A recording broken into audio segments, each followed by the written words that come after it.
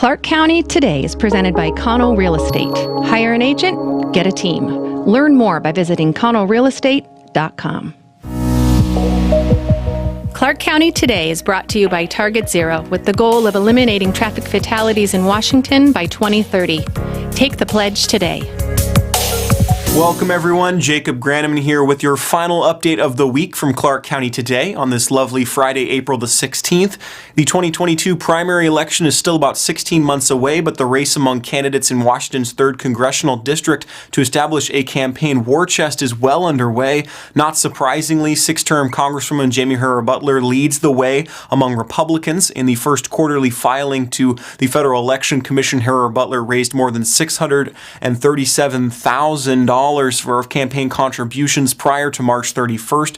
Heidi St. John had the most campaign contributions among the 3 Republican challengers for the seat with more than $130,000. Joe Kent has raised over $64,000, and Wadi Yakour stated a little more than $9,500 in contributions. No Democratic challenger for the seat has emerged, although the Republicans all believe the Democrats will invest heavily in winning the seat, just as they have done in the last 2 election cycles. For example, Beutler spent almost $4.6 million in her 2020 campaign after spending just over $3 million in 2018. In each of the Congresswoman's first 4 campaigns, Beutler spent less than $2 million. For all the information on the Republican candidates' financial report, see our full story at clarkcountytoday.com.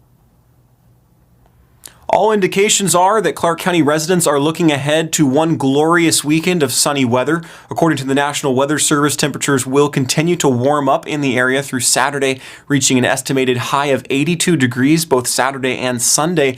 The record high temperature for April 17th is 81 degrees, taken at PDX, so we could see that broken on Saturday. According to KPTV meteorologist Jeff Fordrun, by Sunday, a wind reversal could take place out toward the coast, which should cool things back down into the 70s for next week. Clark County Fire Marshal Dan Young asked area residents to keep in mind that we have had one of the driest springs on record. Young issued a temporary burn ban that went into effect today and will continue to next Friday. Area officials are also reminding residents that even though the outside temperatures are warm, the water in area lakes and rivers are not, and that creates dangerous swimming conditions. So enjoy the upcoming warm weather this weekend, but be safe. If you're headed to a Clark County park to enjoy the sunshine, you can now pay for parking ahead of time with the Flowbird app. Just download it from the app store of your choice, make an account, and you're ready to go with contactless payment.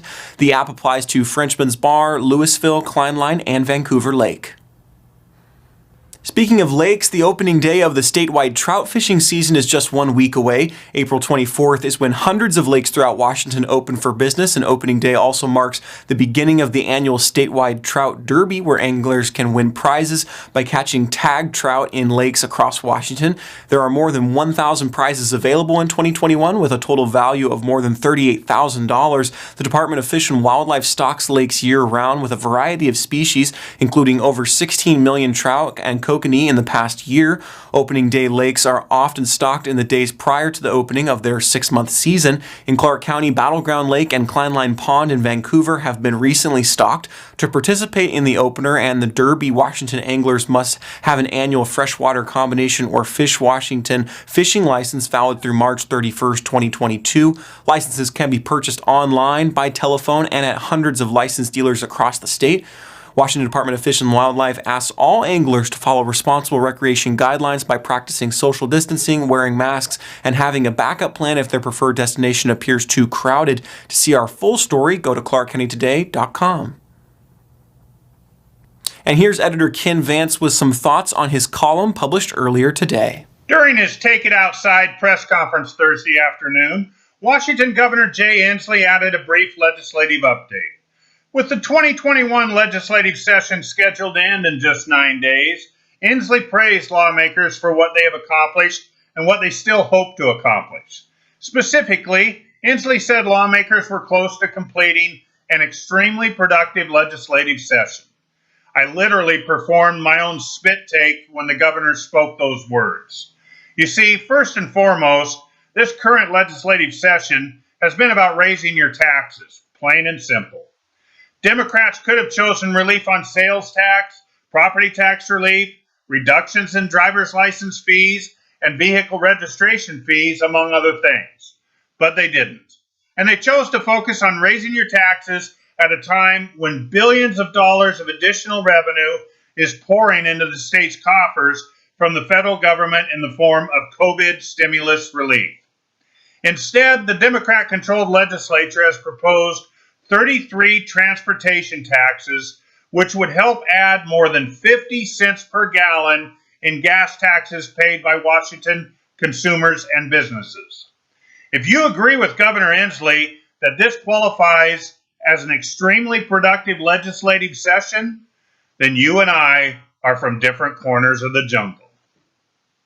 Well, Clark County added 55 new confirmed cases of COVID-19 since yesterday and one new death, a person in their 50s. Probable cases ticked up slightly to 799. Active cases rose to 517, and hospitalizations jumped to 21 confirmed and 3 suspected, taking up 4.2% of total bed space. ICU beds remain largely occupied with 87.5% full.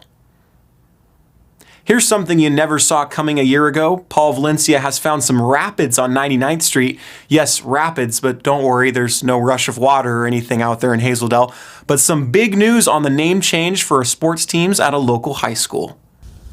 The Rapids were too strong for the captains to maneuver at Columbia River High School.